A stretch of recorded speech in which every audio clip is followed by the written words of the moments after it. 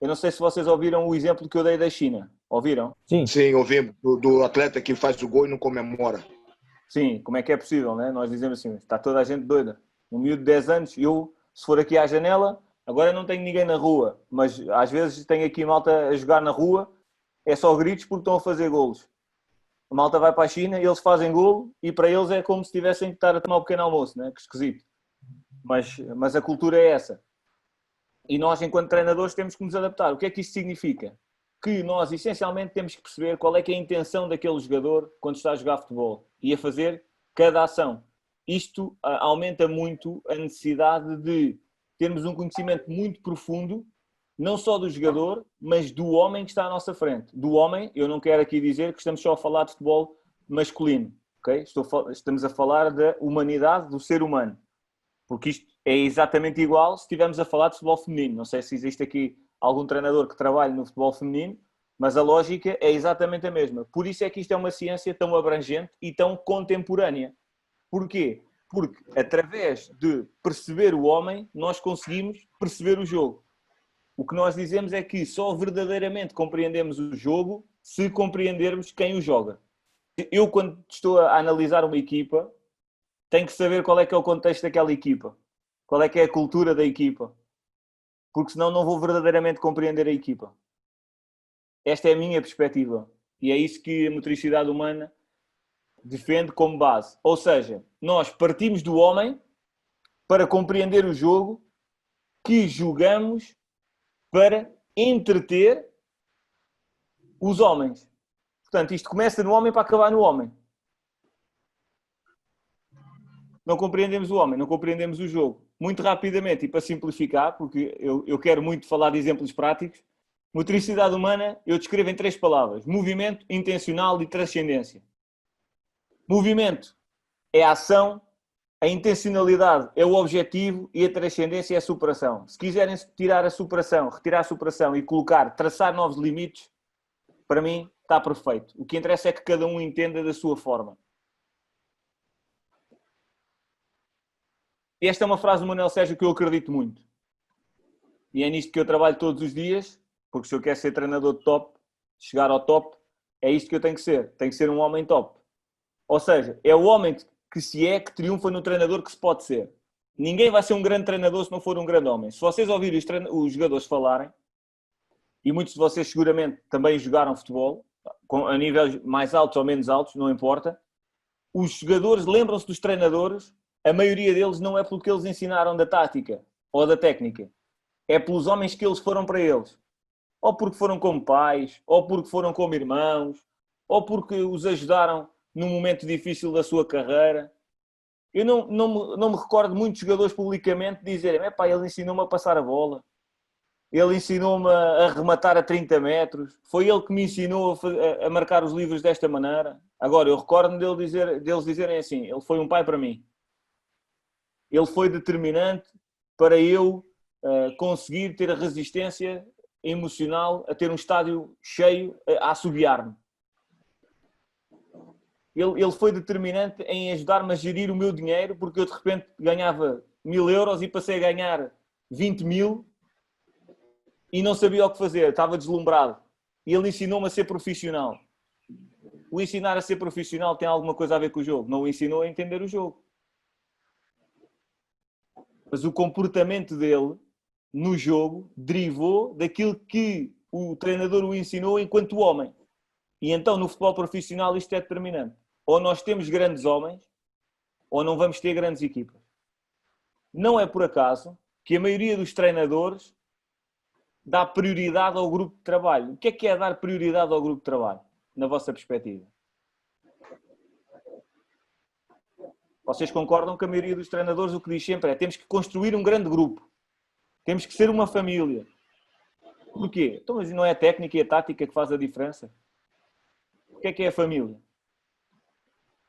Porque eu, no momento da decisão, não vou deixar a minha família passar fome. Quando as adversidades estão lá, eu vou pegar na minha família e levá-los comigo. E é isso que nós queremos enquanto treinadores. É que toda a gente saiba que está no mesmo barco, que sejamos capazes de aceitar as diferenças que temos entre todos, temos essas diferenças e são claras, mas eu, por ser diferente do meu irmão ou do meu pai, não significa que eu seja melhor ou pior, sou só diferente. Eu, para os entender, primeiro, tenho que fazer um trabalho que é muito difícil de fazer e que poucos têm coragem para fazer, que é entender-me a mim próprio. Portanto, o grande treinador, ou se entende a ele enquanto homem, ou dificilmente é capaz de liderar homens. Para mim, esta é a primeira grande perspectiva. E depois, só consegue liderar homens se for um exemplo de homem. Porque todos sabemos isto. Eu posso estar aqui a dizer isto tudo, é muito bonito. Mas se eu chegar ao meu contexto e fizer tudo ao contrário do que digo, o que é que os meus jogadores vão dizer? Vão-me seguir a primeira vez e assim que eu for incoerente ou que eu não for verdadeiro, já fui. Não tenho hipótese nenhuma. Por isso é que eu falo, há uma parte que eu não vou aqui abordar muito, que é a parte da comunicação. Para mim assenta em 2 pilares, verdade e coerência. Mas isso assenta, para mim, porque é assim que eu sou enquanto homem. Mas cada um terá a sua maneira de ser. É importante que cada um saiba para si o que é que cada um é. Mas quero deixar esta ideia como base. É o homem que se é que triunfa no treinador que se pode ser. Não tenho grandes dúvidas sobre isto. Nilson, passaste ainda a era Mourinho em Portugal, não passaste? Sim, sim. O que é que os jogadores diziam do Mourinho? Ah, cara, exatamente o que você está a colocar. Até porque se nós olharmos o que foi feito como foi formado aquele time do Mourinho, né? Jogadores que estavam ali meio que escanteados aqui e acolá, e ele foi resgatar aqueles jogadores, e a gratidão dos jogadores foi exatamente isso. Não foi falar que taticamente ele era um monstro, que ele veio para revolucionar, que aquilo não, que Mourinho era um pai, que Mourinho era um amigo, que quando precisava de um abraço ele abraçava, quando precisava bater ele batia, e que estava sempre junto dos jogadores. É a parte humana do Mourinho que ficou marcado, o seu caráter, que ficou marcado para aqueles jogadores. Curiosamente, o José Mourinho diz que que o professor que o marcou mais foi um tal de Manuel Sérgio, esse que aparece aí na tela. Foi professor dele na faculdade. É que a grande diferença que o Mourinho trouxe ao contexto português foi exatamente ele entender que, primeiro, do outro lado, nos jogadores, tem homens.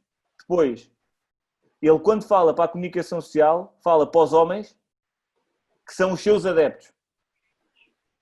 Reparem onde é que está a problemática da humanidade em tudo. Até no assobio do adepto, nós temos que perceber qual é a intenção que ele tem. Muitas vezes está um estádio todo a assobiar, de forma a ajudar a equipa, está a assobiar o árbitro. Se nós não entendemos o assobio e só olharmos para o assobio, está completamente desvanecido daquilo que é o conhecimento próprio de um jogo de futebol. Portanto, reparem no grau de afinação que nós temos que ter. Já dizia o poeta, não é? Que, como é que era? A água e sódio, a lágrima, vocês já leram o poema de Lágrima de Preta?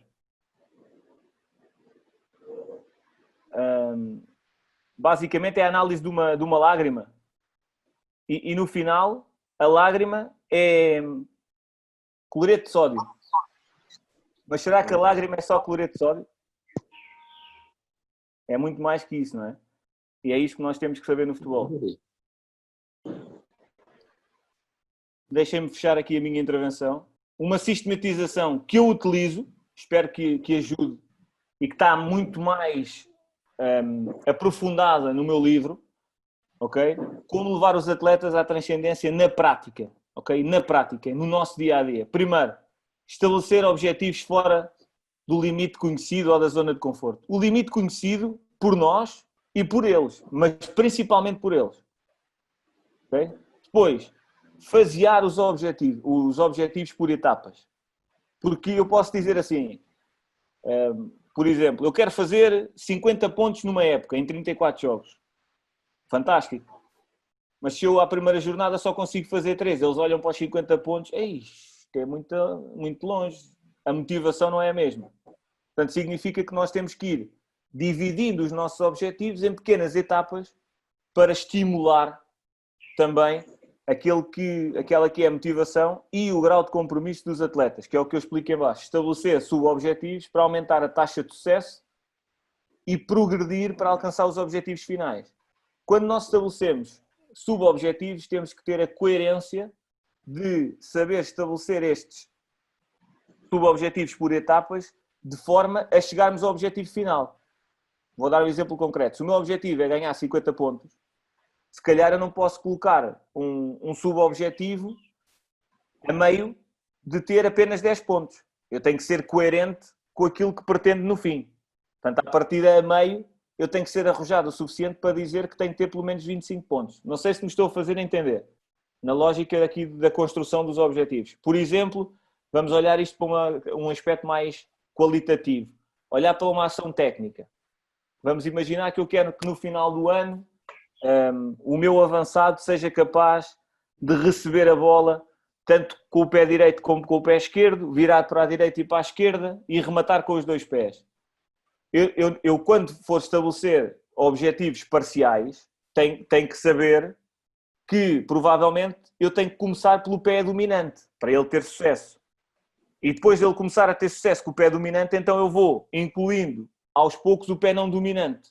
E se calhar no pé não dominante, eu, para ele ter sucesso, em vez de pôr, por exemplo, uma fasquia de 8 sucessos em 10, tenho que pôr 5 em 10. Ou seja, tenho que ir conseguindo estabelecer esta ligação com o atleta de uma forma inteligente e motivadora. Depois, evidentemente, eu já vos dei aqui um exemplo, criar um plano e definir o compromisso execuível em conjunto com o atleta.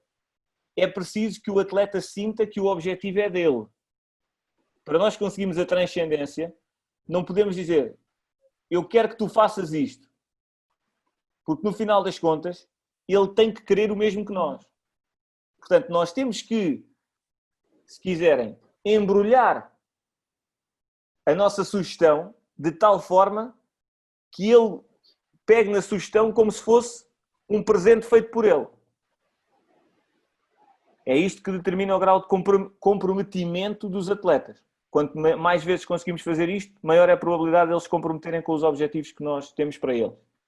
E no final, obviamente, temos que acompanhar e avaliar a necessidade, porque vamos imaginar que neste exemplo que eu dei do pé não dominante, ele não consegue fazer 5 em 10. Então não vamos dizer que ele está a falhar. Nós falhamos no objetivo, então vamos pôr 3 em 10. Significa que vamos ter que modificar o tempo em que ele vai lá chegar. Não é modificar o objetivo, mas é modificar o processo para alcançar o objetivo. Fiz-me entender? Sim, sim. Ótimo. Então, com este exemplo prático, termino com algo que é determinante para mim. Cada um de nós tem que ser capaz de o fazer, que é criar os seus próprios princípios orientadores. Eu no meu livro tenho 11 e aqui vou destacar apenas 3. Ok? E depois vou dar só mais um pluszinho, além dos 3 que vou destacar aqui. Mas o primeiro de todos, foi o que eu referi há pouco, é este, é ser genuíno. Tu tens de ser tu, cada um de nós temos que ser nós, porque é assim, uma pessoa pode enganar outra uma vez, uma pessoa pode enganar os outros uma vez, mas uma pessoa não pode enganar todos todas as vezes. Não existe isso. Chega um dia que a máscara cai e todos sabemos quem afinal a pessoa é. Portanto, o que nós temos que fazer é ser genuínos. Isto significa sermos iguais sempre? Não. Se eu vos perguntar se vocês são a mesma pessoa que eram há 5 anos atrás, eu vou arriscar a dizer que a maioria de vocês não será. Eu, pelo menos, não sou. E olhem que não tem a ver que tenha perdido 30 quilos. Não tem nada a ver com isso. Estou a falar do que eu sou enquanto pessoa. Porquê? Porque nós vivenciamos um conjunto de experiências que, em princípio, nos vai obrigar a refletir e que nos vai obrigar a melhorarmos. Por isso é que eu digo que uma equipa de futebol é exatamente como uma pessoa. Ou seja, é um processo inacabado. Nós estamos sempre à procura da perfeição, sabemos que nunca o vamos alcançar, mas caramba, pelo menos vamos morrer a tentar. É essa a crença que um treinador tem que ter, acredito eu, e portanto, a nossa essência deve estar sempre na equipa. E é a nossa essência que fará que os jogadores venham connosco ou se distanciem de nós. Depois podemos discutir outras questões, se quiserem mais à frente irmos por aí vamos, que é que tipo de projetos os treinadores devem aceitar.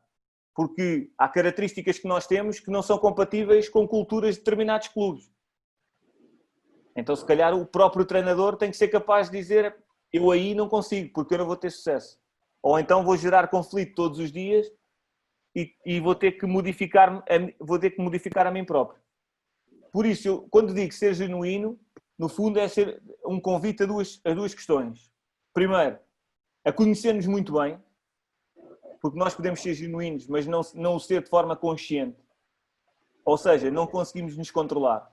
E se nós queremos, por exemplo, uma equipa controlada emocionalmente, e se nós não nos sabemos controlar, isso não vai acontecer. É impossível, porque nós vamos dar aos nossos jogadores exatamente o exemplo contrário. Portanto, primeiro tudo, o primeiro convite a ser genuíno é nós conhecermos no sentido de termos controlo sobre o que estamos a fazer. Ok? E o segundo convite é conhecermos, não acharmos que isso é suficiente. Sabermos que somos capazes de algo mais. Porque todos os dias nós conseguimos ser melhores. Seguramente. Um exemplo prático disto, por exemplo, no meu dia-a-dia, e eu faço isto com os jogadores a ver, sem problema nenhum. Eu sou o primeiro a chegar ao clube e a primeira coisa que eu faço é o meu treino. O meu treino. Não tem nada a ver com os jogadores, é o meu treino. Chego, troco roupa, eu vou treinar, vou correr 1 hora e depois volto. Eu faço isto para os jogadores verem? Não. Eu faço isso mesmo que os jogadores vejam, é-me igual. Porque essa é a minha rotina, mesmo quando não estou com eles. Portanto, eu não vou modificar só porque estou ou não estou no clube. Eles sabem que é a minha maneira de ser. Porquê? Porque eu preciso desta hora para mim, para eu continuar a ser melhor. Ponto. É inegociável. Depois, temos que ter uma visão, na minha perspectiva é determinante. Vocês certamente já ouviram a frase que se não sabes qual é o teu objetivo, qualquer caminho serve. Ou se não sabes qual é o teu destino, qualquer caminho serve. Portanto, ajuda bastante tu teres a visão para onde queres ir. Para saberes criar o teu caminho. Mais do que... Vocês já ouviram esta frase seguramente, que é o caminho faz-se caminhando. É verdade. E é verdade que existem muitos caminhos que já estão feitos. Mas o que eu tenho sentido na vida é que a maioria dos caminhos têm que ser construídos por nós. Pelo menos para um tipo como eu, que não me considero ser um tipo com muita sorte, não porque seja a reclamar, mas porque nunca me caiu nada de mão beijada. Significa que eu tive que trabalhar muito para essa sorte chegar. Portanto, fui eu que construí o caminho. Porque não é igual a mais nenhum outro. Não é bom nem mau. É o que é. Portanto, esta lógica de sermos nós capazes de construir o nosso próprio caminho com as ferramentas que nós temos naquele momento e com aquelas que vamos ser capazes de adquirir ao longo do percurso. Mas para sabermos qual é o caminho que queremos construir, temos que saber uma coisa, é onde é que queremos chegar. E, portanto, e isso deve ser suficientemente motivador para nos fazer acordar todos os dias com um sorriso no rosto e fazer o que temos que fazer. Porque muitas vezes o que temos que fazer não são coisas muito agradáveis. Provavelmente estamos muito mais próximos do sucesso quando conseguirmos apenas fazer o que é agradável. Mas até lá há um conjunto de ações que não são tão agradáveis para nós, ou pelo menos que nós não gostamos tanto, que temos que fazer. E, portanto, quando nós temos uma convicção de onde queremos chegar, e essa convicção é suficientemente motivadora para nos fazer todos os dias dar a capacidade de conseguir realizar tarefas para alcançar objetivos, acaba por contagiar todos os outros. De certeza que vocês já tiveram isto. E no final, algo que é determinante é no percurso ressignificar o erro. O que é que eu chamo de ressignificar o erro? Na verdade, pelo menos em Portugal, existe uma cultura muito grande de que quem errou é um falhado. Mas vocês sabem que todos os casos de sucesso, por trás dos casos de sucesso, estão um conjunto de erros. Só que não foram vistos como erros. Foram vistos como passos necessários para alcançar o sucesso. E ressignificar o erro significa, passa aqui a redundância, olhar para o evento que aconteceu e dizer que foi mais uma etapa da nossa aprendizagem. Muitas vezes não vamos gostar. Ninguém disse que aprender era fácil. Mas, se nós soubermos refletir sobre o que se passou connosco e modificar o comportamento que é para modificar na vez seguinte, eu posso-vos dizer que isso é extraordinariamente poderoso, até diariamente, em coisas do dia-a-dia. Se vocês conseguirem fazer isto diariamente, é extraordinário. Por exemplo, uma coisa tão simples quanto esta, e às vezes isto é mesmo assim na vida. O elevador do vosso prédio avariou. Avariou. E vocês, em vez de reclamarem, pá, fantástico, vou de escadas. E de repente não é que nas escadas se cruzam com um vizinho que tem uma informação útil para vocês chegarem ao vosso objetivo e vocês nunca iriam conhecer esse vizinho porque iam sempre de elevador e ele ia de escadas. É claro que eu estou aqui a tornar isto um bocadinho mais romântico, mas as coisas são mesmo assim. Na vida, muitas vezes quando uma porta se fecha, existe uma outra possibilidade, desde que nós estejamos com a mente aberta e com predisposição para olhar para uma situação e tirar o melhor dela. E se o conseguirmos fazer, é espetacular o dia-a-dia e a forma como vamos crescendo em relação ao nosso objetivo, que nós sabemos qual é porque temos uma visão e a capacidade que temos de nos tornarmos a melhor versão de nós próprios a cada dia. E com isso sermos cada vez mais genuínos. Percebem a ligação que existe entre os três? Existem muitos mais princípios à volta destes, estão descritos nos livros. Não quero adiantar muito mais, porque já estou a ser maçador para vocês e, portanto, agora é a altura de partilharmos aqui ideias. Maravilha. Bruno, muito obrigado por toda essa explanação. Eu acho que esse é o movimento. Eu tenho tido esse tipo de discussão durante o nosso treinamento, falando justamente sobre a gente entender o ser humano. Primeiro, a gente precisa se entender, né? Não tem como você perceber o futebol como uma ferramenta para desenvolver o outro, sem que você coloque isso em prática na sua vida e busque o seu autodesenvolvimento. Essa frase eu achei sensacional. É o homem que triunfa no treinador que se pretende ser. Achei muito legal e quero compartilhar também a frase, né? A frase que é conhecida por todos, pelo menos todos aqueles que têm acesso e buscam o conhecimento, do Albert Einstein, que diz: há uma força motriz mais poderosa que o vapor, que a eletricidade, que a energia atômica, e o nome dessa força é a vontade, né? Às vezes a gente quer ver no outro a vontade, mas a gente não sabe como se pronunciar, como atingir a linguagem assertiva para compreender com o outro, né? E nesse caso o atleta, ele se percebe dentro do jogo. Você falou sobre motivações, você falou sobre o autoconhecimento, você falou sobre cada um ter objetivos definidos, objetivos de vida, plano de ação, porque quando você busca ser o exemplo, naturalmente a sua aldeia, o seu grupo, a sua equipe, eles se inspiram nessa caminhada, né? Então, sensacional, gostei muito. Aqui a gente tem alunos, né, do treinamento de inteligência emocional e treino mental aplicado ao futebol, e a gente tem falado muito sobre essa questão. Você nos trouxe aí uma genialidade. Eu gostaria que todos agora participassem, fazendo perguntas sobre... Eu não vou nem perguntar a você se de fato você acredita que isso pode ser um dos conhecimentos que vai mudar o treinador do futuro, né? Que o futebol está exigindo cada vez mais que o atleta ele seja compreendido dentro desse processo, para que a gente possa atingir nele o máximo da sua performance através dessa congruência, né? Através dessa clareza de comunicação. Mas eu queria abrir o espaço aí para cada um colaborar com suas perguntas. Certo. Abro já o espaço, deixa-me só dar uma nota. Quando dizes que estas são algumas das competências do futuro, estou absolutamente de acordo, só quero deixar aqui uma questão, que é: uma coisa é o que o atleta necessita, que nós aportemos de valor a ele. Outra coisa é fazer o que o atleta quer. É muito diferente.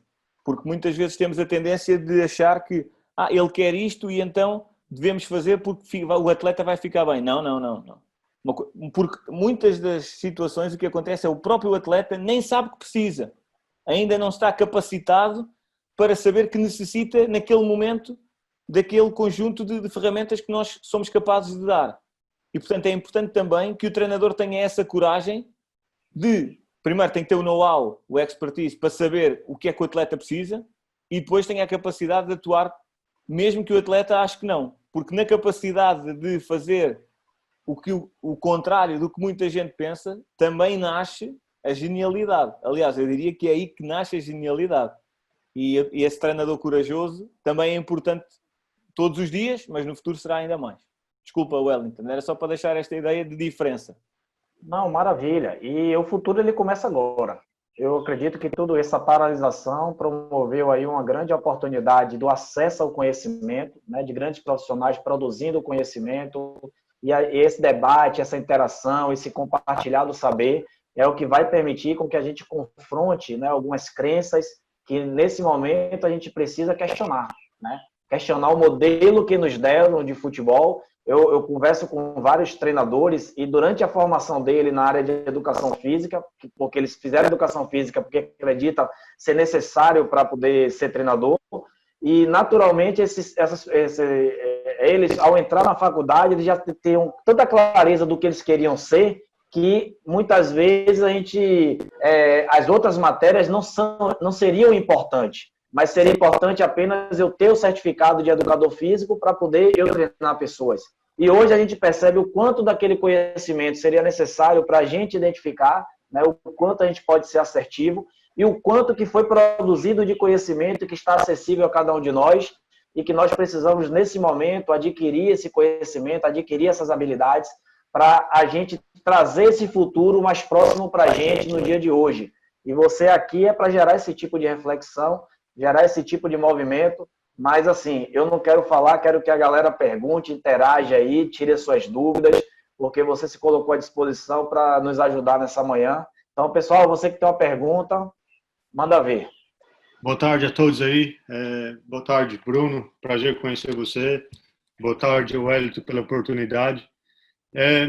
Quando você falou um pouco de cultura e adaptação, eu me adaptei muito para chegar onde cheguei hoje no Brighton. Muito, muito mesmo. Mas hoje, quando eu vejo em lives e vejo em outros profissionais dizendo no termos assim de desenvolver jogador, e muitos clubes têm a filosofia de formar o jogador para vender. E aqui onde estou, a nossa filosofia é diferente. O clube quer formar o professor, o treinador, para então formar o jogador. E quando a gente forma o jogador, é para ficar no clube, é para subir para os profissionais. E às vezes eu vejo muito no Brasil, sou brasileiro, cresci lá, fui criado lá, mas porque agora eu já estou com essa cultura na minha mente, e quando eu vejo muitas lives só falando em jogador, jogador, jogador para vender, qual é a sua visão nisso? Qual é a sua visão da cultura portuguesa, o que você trabalha no Portugal? Qual é a sua visão relacionada a isso? Olha, eu penso que as duas questões são importantes e uma se complementa à outra, porque tem a ver com o mercado onde estás inserido. Claramente, a Inglaterra faz muito mais sentido a visão que vocês têm. Ou seja, um jogador para se construir e jogar na primeira equipa, com o objetivo final de primeira equipa. Pode ser uma consequência, uma transferência boa, que dê um retorno financeiro ao clube, mas não é essa a prioridade. Em Portugal, por exemplo, nós fazemos o mesmo, de chegar à primeira equipa, mas com o objetivo, claro, de mais do que rendimento, gerar valor financeiro. Porquê? Porque somos um mercado exportador com pouca capacidade de reter talento. Um exemplo concreto, eu penso que toda a gente conhecerá João Félix, um jogador que disparou o ano passado no Benfica, fez 6 meses muito bons, aqui se vale 120 milhões ou não, já nem vou por aí, mas a necessidade de o Benfica vender fez com que ele não conseguisse permanecer na equipa. E, portanto, tem que existir um equilíbrio. O que eu sei é o seguinte, se o processo de formação dos jogadores não for pensado para eles chegarem a top na primeira equipa, estamos a limitar os jogadores a castrar claramente o que eles podem crescer. Depois, se na primeira equipa eles vão ficar 1 mês, 6 meses, 6 anos ou 2 anos, é outra questão. Tem a ver com o mercado. Agora, quando nós trabalhamos com um jogador de 8 anos, a nossa ideia é que ele tenha competências aos 8 anos para poder, aos 10 anos, acrescentar mais valor em cima dele. Para, no final, aos 18, ser capaz de competir na primeira equipa onde está inserido. ou no contexto onde está inserido. Não é para ser vendido aos 16, com rendimento aos 16. Porque normalmente os jogadores que têm mais rendimento mais cedo, verifiquem isso porque existem estudos sobre isso, não conseguem atingir um patamar de consistência no futebol sénior durante muito tempo. Eu na outra vez dei este exemplo, eu penso que é importante. Vocês sabem que o Cristiano Ronaldo nunca foi campeão de júniores, não é? Mas já tem 6 bolas de ouro. Portanto, se calhar não é assim tão importante ele ser campeão naquelas categorias base, não é? Ou na formação, mas é mais importante ele desenvolver um conjunto de recursos que lhe permitam, aos 17 anos, estar na equipa principal. No caso dele, ele seguiu logo para o United, mas podia não ter seguido, podia ter estado mais tempo na equipa principal. Só que nós, em Portugal, temos esse problema. Não temos a capacidade de reter talento, pela incapacidade financeira que temos, ao contrário da Inglaterra. E o caso do Brighton, agora até com o Graham Potter, visto de fora, parece-me que é claramente essa a ideia do Graham Potter, ter mais jogadores oriundos da formação, até pelas contratações que se fala, que são jogadores que são ainda de formações de outros clubes, mas muito jovens, para crescerem no contexto de Brighton e transformar a equipa numa equipa de meio da tabela para cima. Esta é a ideia que eu tenho visto de fora. Que essa é a filosofia do Brighton agora. Quando estava o Chris Hilton, eles mandaram ele embora porque o sistema de jogo não era ligado com o sistema da academia. Aí o Potter chegou, aí ligamos o sistema de estudo da academia com o profissional, com o primeiro time, e hoje temos 6 jogadores da academia no primeiro time. Mas para a gente desenvolver o jogador aqui, eu posso falar de mim, não posso falar dos outros, mas quando eu entrei no pathway, no caminho de treinador do clube, o clube veio, me disse, vamos se formar, vamos se especializar, aí quando a gente te formar e você estiver pronto, aí você vai conseguir formar o jogador, como você disse aí no começo da sua apresentação. E aqui a federação investe muito nos núcleos, investe muito nos treinadores de núcleos, nas escolinhas, estão dando o FA nível 1 para treinadores de núcleos. Então, porque o pensamento é diferente, o pensamento é vamos formar o profissional, que é o treinador, coach mental, o preparador físico, vamos formar ele, porque quando a gente formar ele já no núcleo, a gente consegue formar mais jogador para os clubes e para a seleção nacional. Então, eu queria saber como você acha são 3 culturas diferentes, então era essa que era a diferença que eu queria descobrir. Eu concordo com a ideia de que tu só és capaz de contagiar o praticante se tiveres um grande formador à sua frente. Portanto, quanto melhor preparado tiver o formador, melhor ele irá intervir sobre o praticante. Porque o praticante não tem consciência da necessidade que tem. Deverá ser o formador, o treinador, o líder. Aqui eu divido e dou-te estas 3 palavras porque me parecem que são diferentes à medida que sobes nos escalões etários, ok? E são estas pessoas que têm que ser responsáveis por dar aos jogadores os contextos certos. Muito obrigado pela oportunidade. E, na realidade, não seria nenhuma pergunta, talvez até um comentário. Aspectos importantes. Quando a gente fala do formador e daquele que vai ser formado, no caso, o atleta, e aí entra um pouquinho da cultura, que também foi mencionada aí, eu vejo que isso é muito pertinente. Até mesmo da origem do seu país, do local que você vive. Nós somos a representação da cultura viva. Então, se você representa a sua cultura, a cultura lhe forma. Agora, partindo para o processo da educação física, como você citou, já no meu tempo, por exemplo, existia uma diferenciação muito grande dos estudantes da Universidade Federal, que o curso de educação física lhe dava uma visão mais sistêmica, muito mais abrangente, geral, e a da Católica, que era muito mais específica e muito mais ligada ao treinamento esportivo. Então, tudo isso mostra exatamente o que vocês estão falando aí, e eu bato palmo.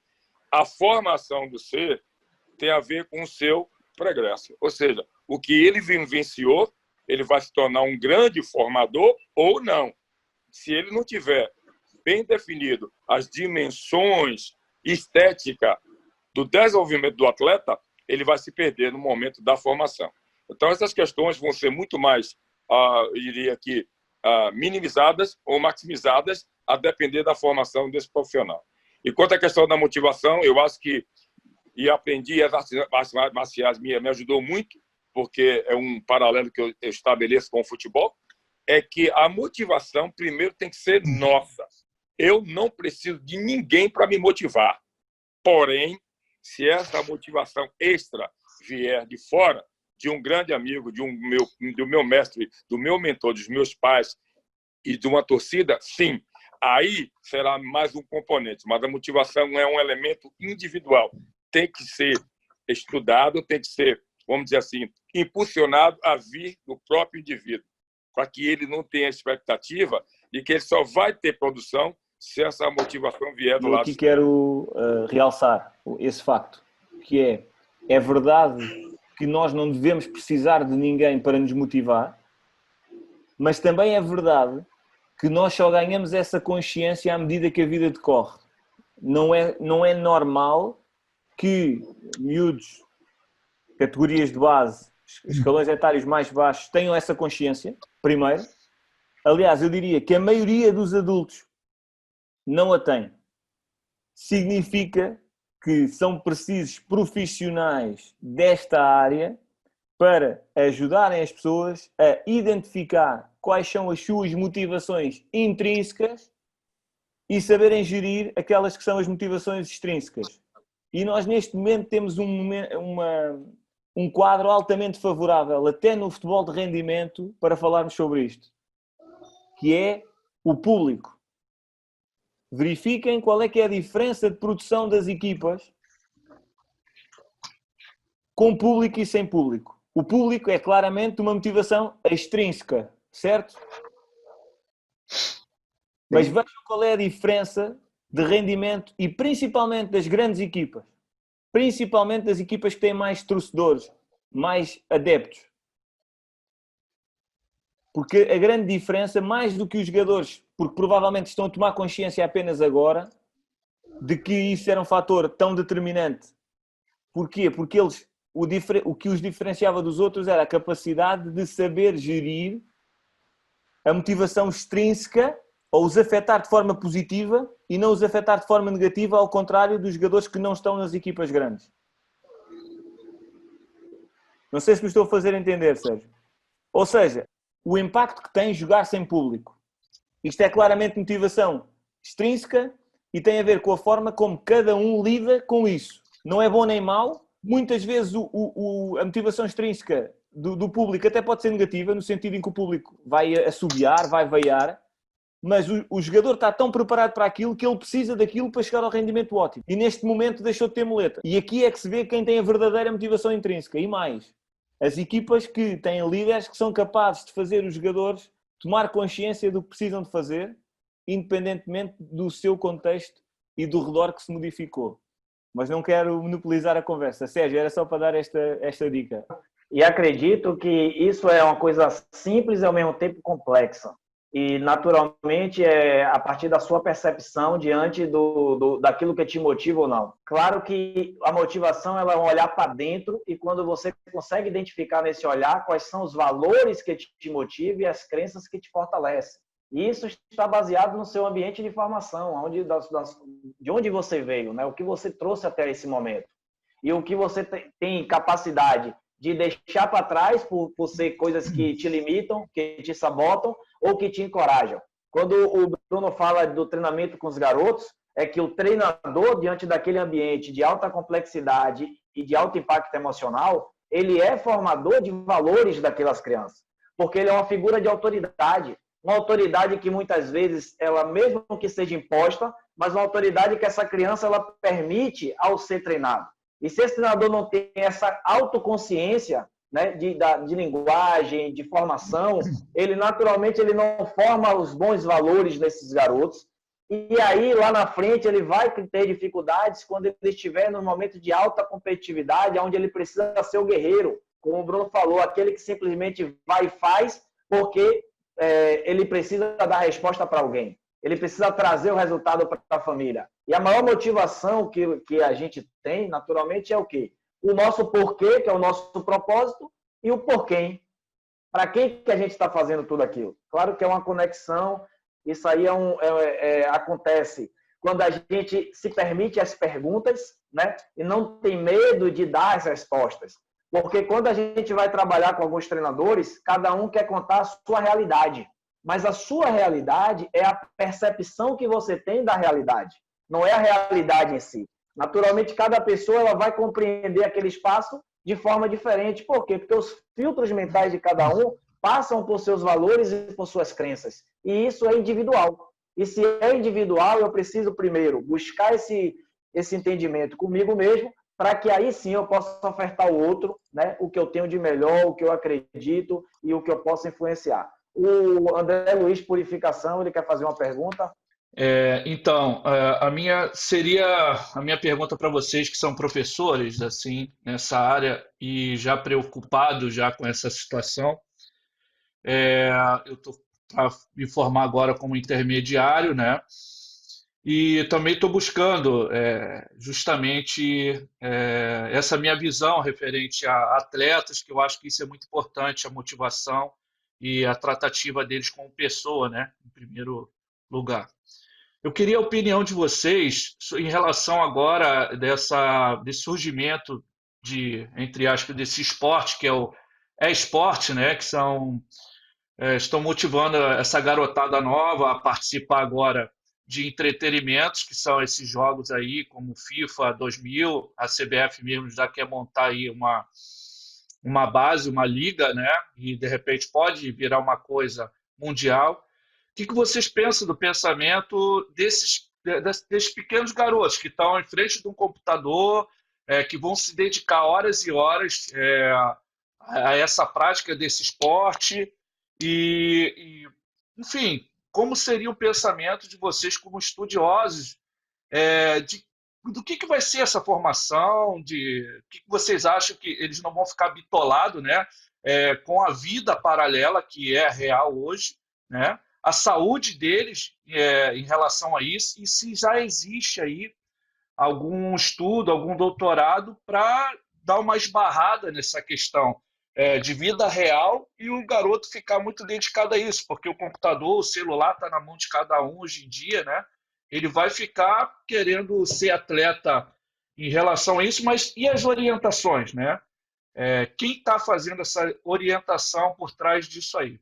Essa é a minha pergunta para vocês que são professores aí. Não sei se vocês já têm algum estudo sobre isso. Wellington, se me permites, a minha é muito rápida, porque eu não sou especialista em esportes. Aliás, é polémica porque eu não considero o esportes um desporto, desde logo, até pela definição em si, mas respeito quem considera. E, portanto, estamos no campo do entretenimento, que por acaso, em vez de ser em construir casas e caminhos, é jogar um jogo de futebol. Mas por jogar o jogo de futebol na consola não é desporto. Não quero ir pela questão teórica do que é desporto e a definição de atividade física e desportiva, não vou por aí, dizendo apenas que, não sendo desporto, não podemos colocar nesta atividade as regras do desporto. As preocupações desta atividade deverão ser as mesmas do que todas as outras atividades da sociedade, com as devidas consequências que temos para a sociedade, percebendo que isto não pode ser uma atividade desportiva. E concluo com este exemplo. Não me venham dizer que jogar 10 horas de consola é a mesma coisa que jogar 10 horas de futebol e que estamos a fazer 10 horas de desporto no dia-a-dia, porque até me provarem o contrário eu não acredito. Eu posso ser altamente polémico, peço desculpa por isso, mas essa é a minha opinião. Eu, naturalmente, não tenho conhecimento para poder falar sobre esse assunto, mas acredito que é um nicho de mercado identificado de entretenimento e para que eles possam comercializar mais produto e trazer mais retorno financeiro para a CBF, porque naturalmente isso não surge, né, de um interesse, de uma necessidade social, não atende a uma necessidade social. Então, essa é a minha opinião. Eu queria passar a pergunta aí para o Erivelton. Eu gostaria de saber como que essa construção da motricidade pode, para atletas sub-11, categorias menores, sub-11 a sub-13, pode influenciar no processo de aprendizagem dele. Muito bem. Erivelton, obrigado pela pergunta. Aqui há questões que não consigo dissociar nas categorias de base. E para mim, o mais importante é a formação, e então aí não tenho dúvidas nenhumas que isto ainda é mais evidente. É a formação do caráter do jogador, ou seja, a formação dele enquanto homem. E eu tinha um desafio para lançar mais à frente, mas lance já, e depois podemos ter esta discussão até noutro âmbito. Como é que eu, enquanto treinador, treino os valores e os princípios que quero que os jogadores que estão à minha frente tenham? Eu consigo ou não colocar isso dentro do meu exercício de treino? E esta é a problemática do sub-11, do sub-12, do sub-8. Porque eu vou-vos dizer, uma das grandes dificuldades que eu tenho a certeza que acontecem, pelo menos aqui em Portugal é uma evidência, são os jogadores que chegam na transição de futebol de formação aos séniores com um conjunto de valores completamente diferentes daqueles que os séniores atuais têm. E isso começa também nas categorias mais abaixo. Em coisas muito simples. Por exemplo, como é que eu trabalho a entreajuda? Com regras tão básicas como eu agradecer o passo ao meu colega. Como eu valorizar um jogador que, apesar de ter sido ultrapassado, ou o jogador que foi ultrapassado, ter uma cobertura próxima e este ajudá-lo a tirar a bola ao adversário. Mas, como por exemplo, isto agora em termos de pandemia é um bocadinho diferente, mas vocês vão perceber o exemplo, o jogador esqueceu-se da garrafa de água e eu disponibilizei parte da minha água para ele beber. Isto tudo pode ser trabalhado em treino e criar contextos destes. E vocês dizem, mas este tipo é maluco. Está a inventar. Isto já está a inventar. Eu posso dizer que isto é exatamente assim, porque eu já o fiz. Um exemplo concreto com uma equipa de futebol universitária. Ok? Ou desporto escolar, assim é que é. Uma regra que eu criei para nós formarmos uma equipa. Eu defini um capitão de equipa, ok? Em que nós tínhamos, vocês sabem que no desporto universitário, pelo menos aqui em Portugal, no desporto escolar, existe sempre aquela questão das aulas e de ver qual é que é a prioridade, se vão mais ao desporto, se vão menos, depois tem mais que um desporto e tal. Então eu defini um capitão de equipa, deixem-me contar esta história, que lhe disse assim, olha, nós tínhamos 25 inscritos, mas eles muitas vezes não podiam ir a todos os treinos. Eu dizia assim, olha, no mínimo nós temos que ter 6 jogadores por treino. Se não tiver 6 jogadores por treino, vocês mandam uma mensagem e eu nem venho.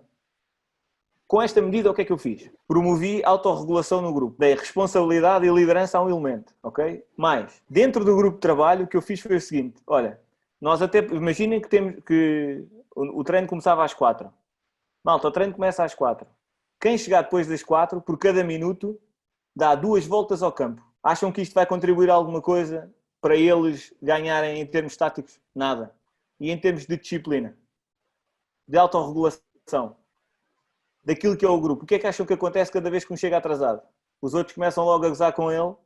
Aí, epá, vais correr não sei quantas voltas. No treino a seguir, o que é que ele vai fazer? São pequenas ações que nós, através da recompensa e do castigo, podemos fomentar ou inibir comportamentos que queremos em grupo e passar os valores que nós queremos. Não sei se fui claro na resposta, Erivelto. Sim, entendi.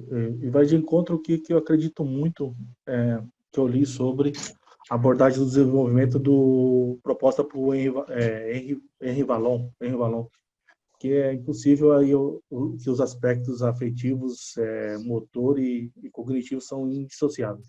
Eu acho que isso são partes do processo da construção do indivíduo para depois entrar outra gama aí da capacidade da motricidade. Boa tarde a todos. Então, queria falar um pouquinho sobre a questão do hábito, né? Você comentou ali, Bruno, que toda manhã é um hábito seu você correr, né?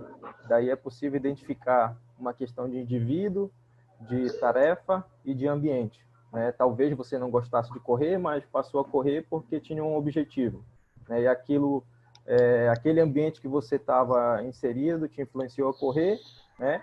E a tarefa, ela te gera um certo prazer, um sentimento bom, como você falou, né? Você se sente mais produtivo, enfim, né? Qual a importância que quanto impacto tem o hábito para você nessas dimensões? Vou até comentar aqui sobre o que o Erivelto falou, né? Tem um autor muito interessante também, que é o Galahu, né? Que ele cita lá a questão de aspectos motores, né? Ele cita essa questão da interação. que é bem parecido com o que você passou, né, Bruno? Do indivíduo, tarefa e ambiente, né? Então a pergunta seria essa: como impacta o hábito nessas 3 dimensões? Olha, eu vou além das 3 dimensões, porque na minha perspectiva o hábito surge nas primeiras 2 que referenciaste, se eu não me perdi a ordem, que é o indivíduo e a tarefa. Ou seja, o hábito pode ser uma tarefa ou não, mas tem tudo a ver com o indivíduo. O contexto pode ser ou não facilitador da realização da tarefa, ou da manutenção, ou da extinção do hábito. O que é que eu sei sobre os hábitos que a literatura nos diz? Que eu preciso de 66 dias para implementar um hábito. Significa que eu, apesar do contexto, que se vai modificando diariamente, aparentemente, não é? Vai-se modificando diariamente, eu tenho que ter a capacidade, se quiseres, a motivação para realizar aquela tarefa, porque vai fazer de mim um indivíduo melhor. Como é que eu sei que o hábito está garantido? Quando, para mim, for natural, ou seja, for correr, seja como beber água. É uma necessidade que eu tenho. E como é que eu percebo isto? Olha, muito rapidamente, dou-te o exemplo da minha mulher. Se eu tiver 3 dias sem correr, ela já diz assim, tens que ir correr, não é? Eu, exato. O meu humor já mudou. Ela já percebe que eu preciso de, rapidamente, ter aquele momento para mim, chama-lhe alinhar o chakra, chama o que tu quiseres. Mas eu preciso ter aquele momento em que estou, o que eu chamo a reunião comigo e comigo mesmo. Não há nada, ninguém está ali. Temos uma reunião a 3. Eu próprio, comigo mesmo. Pronto, acabou. Não há hipótese. E é isto que eu faço. Agora, a questão do hábito, para mim, dimensão individual, sem dúvida. O hábito pode ser ou não uma tarefa. À partida é. Esta tarefa não deve ser alterada em função do contexto. O que é que tu podes fazer para tornar o teu hábito mais forte? E eu penso que deve ser feito essencialmente no momento em que estás a consolidar o hábito. Mais à frente, não no início, em que deves facilitar para teres mais sucesso, mas no momento final, vamos imaginar aí entre o dia 40 ao dia 60, é tornares o contexto mais difícil e seres capaz de o manter. Se o conseguires fazer a partir do dia 66, esse hábito está enraizado e está tudo bem, segues e não voltarás atrás. Não é por acaso, eu não sei como é que funciona aí o sistema de ginásios no Brasil, mas em Portugal o que nós fazemos aqui é fidelização, normalmente tem 6 meses. Porque as pessoas treinam 2 a 3 vezes por semana e no final das contas, quem aguentar os 6 meses à partida não desiste. Se fores a fazer as contas, está mais ou menos o mesmo. É como se transformasse a motivação extrínseca, né? Algo que você começou por algum outro motivo, para intrínseca, né? Aí volta o assunto que tinha comentado anteriormente, né? Se for suficientemente forte, mais do que transformar se a tua motivação intrínseca for suficientemente forte, o teu hábito vai ser sólido. Se tu queres gerar o teu hábito pela tua motivação extrínseca, provavelmente, quando o primeiro contexto for mais adverso, o teu hábito vai cair. É mais do que transformar a motivação, é revelador da motivação. É porque é que fazes aquilo. Recompensa.